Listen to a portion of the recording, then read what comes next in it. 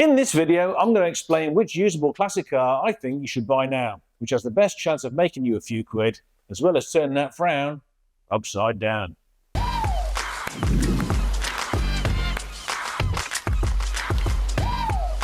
Have you ever had that feeling where you wish you'd bought a particular classic car a few years ago when they were dirt cheap, because they're worth a bloody fortune now? We've all heard people say, I used to have one of those, if only I'd kept it. Cars like the Peugeot 205 GTI, you'll need £20,000 to buy a good one now. Or how about its uglier, but arguably better brother, the 309 GTI, yours for around £17,000. And the story's the same for most 80s fast Fords. They're insanely expensive now. RS Turbos and Sierra Cosworths exchanging hands from £35,000 up to £250,000. Admittedly, classics have started cooling off a bit recently, but mainly because they went a bit silly for a while.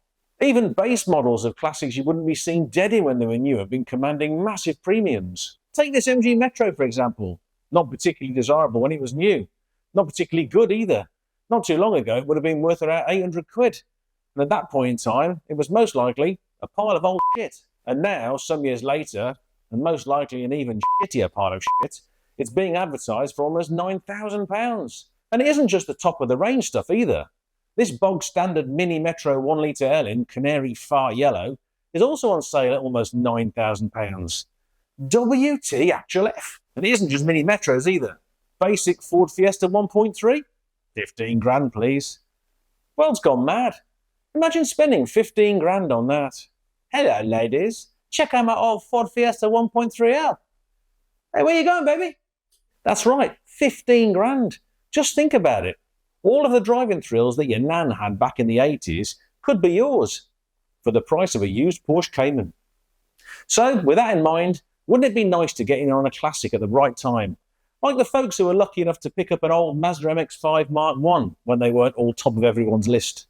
Admittedly, the MX-5 Mark I is a fantastic car, but they do rust like a shipwreck. The rear ends just seem to dissolve in fresh air. So you have to factor in the restoration costs are going to be quite high. Either way, the prices have skyrocketed, so they're out of reach for most people who fancy a cheap classic to smoke around in. Prices are still rising, but that's irrelevant for the majority of us who've missed the MX-5 Mark I boat. So step forward, our unlikely hero in this story, the Lotus Elan M100. Now hear me out till the end. I think you're going to be quite surprised. Let me know in the comments after you've watched if you still think I'm wrong, because I'm going to show you that these cars are a bargain right now. They haven't had their daft price boost yet. And I think that's because everyone has either forgotten about them or they just don't know what they are.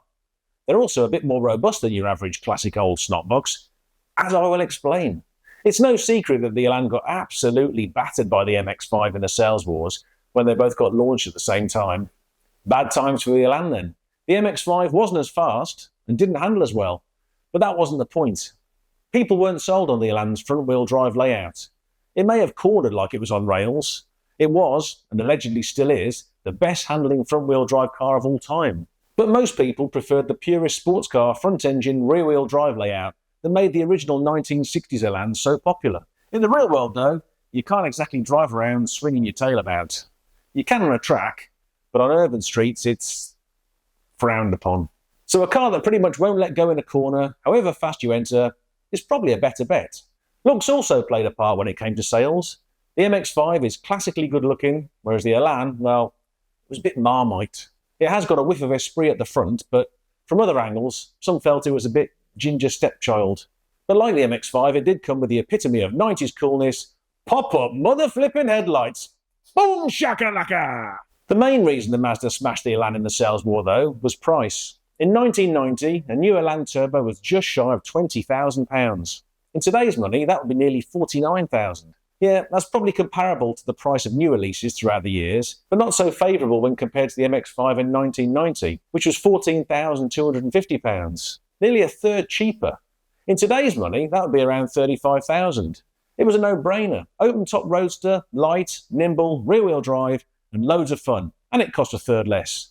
The Elan couldn't compete with that, and after 3 years and less than 4,000 sold, the Elan ceased to be.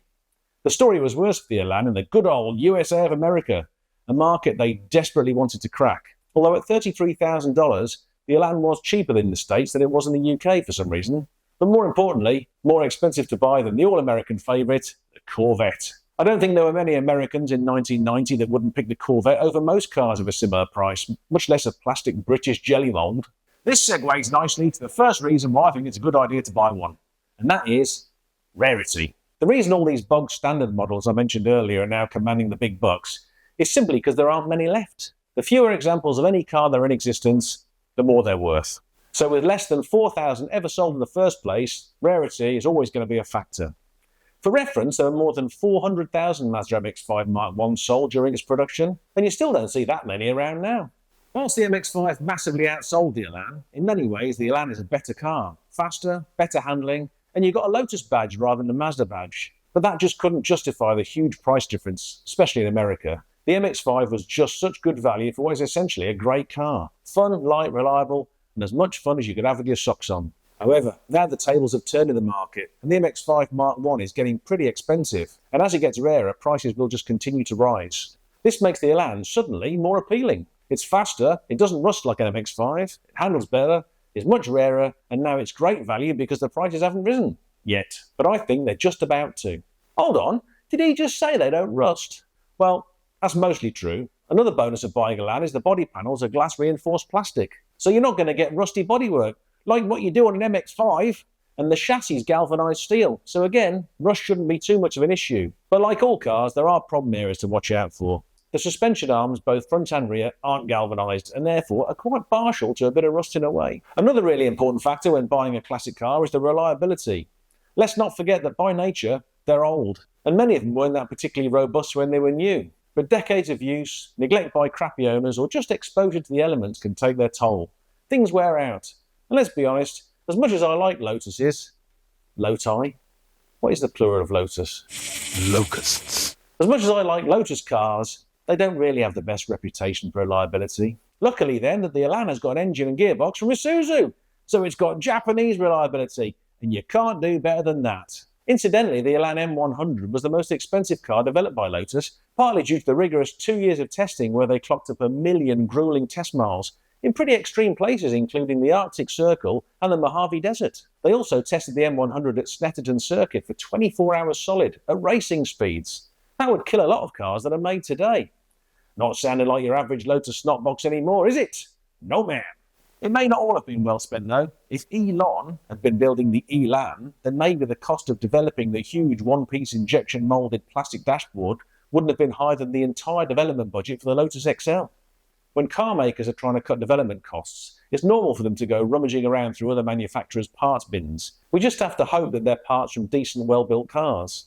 But as we mentioned, luckily this time, Lotus went to Isuzu for the engines and gearboxes. I would normally say don't rummage through French car manufacturers' parts bins. However, the rear lights for the Elan were sourced from Renault, but not a Laguna or anything shitty like that. The Elan's rear lights are from the super cool Renault Alpine GTA V6, which admittedly looks like the dog's dangleberries. If you're watching in America, that means good, by the way. Now, I'm not expecting you to go out and follow a random YouTube knobhead's advice willy-nilly and spend your hard-earned money on a whim. I'm willing to put my money where my mouth is. I'm going to do it too. I will find one, knowing me a probably really shite one. Hopefully not, but nevertheless, I'll find one and I'll share it on the channel soon. I do have the boring disclaimer part because, you know, some people. But as always, with used cars, especially old ones, do your homework. Check the car and its history really well.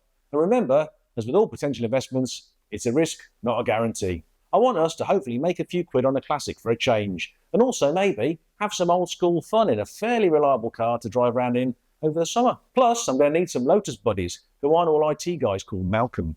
So to sum up, if you are looking to buy a cheap classic car and not just a way to invest some cash, go and get a Lotus Elan, some spanners and some beer and meet me back here. Even if your name is Malcolm, you're still welcome. See you in the next one. Okay, bye then.